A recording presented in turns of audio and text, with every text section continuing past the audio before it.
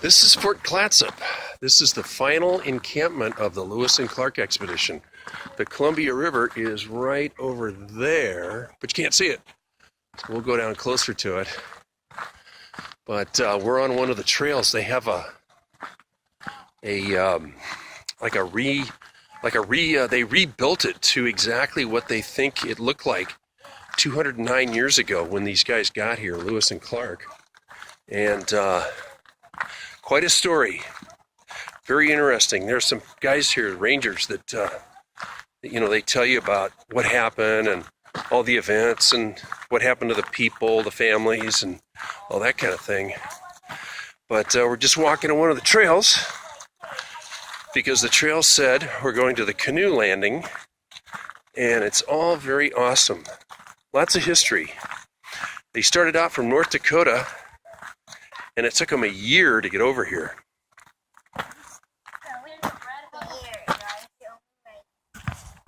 We're a little bit farther down the trail now, and this is some kind of a bridge or something made out of wood, some kind of a walkway.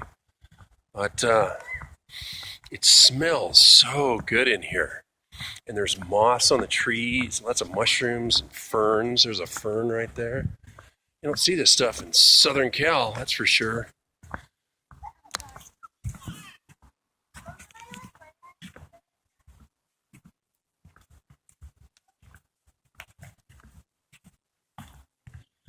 Now we're coming up on the Columbia River, or some kind of waterway. Hey, look at that. Somebody built a canoe. I think that the people that run this place, they actually build stuff they don't use saws or chainsaws or anything like that. They use axes for everything. They built the fort out of axes only. And here's a view of a little inlet to the Columbia River. And they got all kinds of little signs that you can read that tell you about things. This is very cool. I just wonder what all those posts are in the water. Why are those poles in the water? The poles are piling our logs from 80-year-old Douglas fir trees. They are a maximum of 60 feet in length and are embedded up to 20 feet of river bottom. The rows of pilings were used during the log sorting and the raft making process. So there you have it. Beautiful, just beautiful here. Just beautiful here.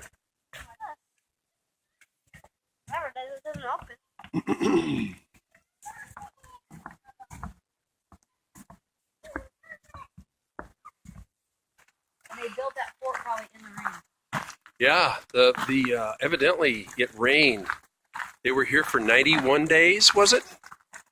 And it rained the whole time, and they wrote about it in their chronicles. And they're like, whoa, a lot of rain here.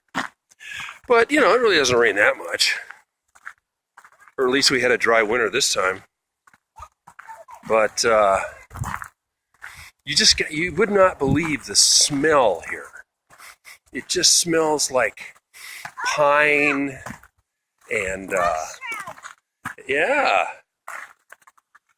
Schumann, man. Oh, well. Another one of the little signs. This one says grand fir.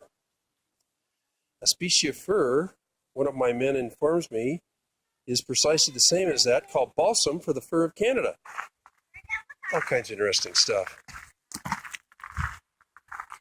So, anyway, we're back on the trail. We're back to the visitor center. We got to be out of here in like 15 minutes. They're closing, and they close at 5.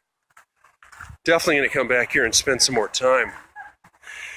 They've got actual volunteers that give a presentation. They tell you all about the history of the place and, what happened and what all the people did. And I know I went to one of those lectures or presentations at the Little Bighorn Monument where all of General Custer and all his men are buried, or they were buried.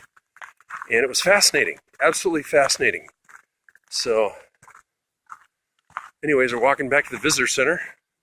Well, that's it.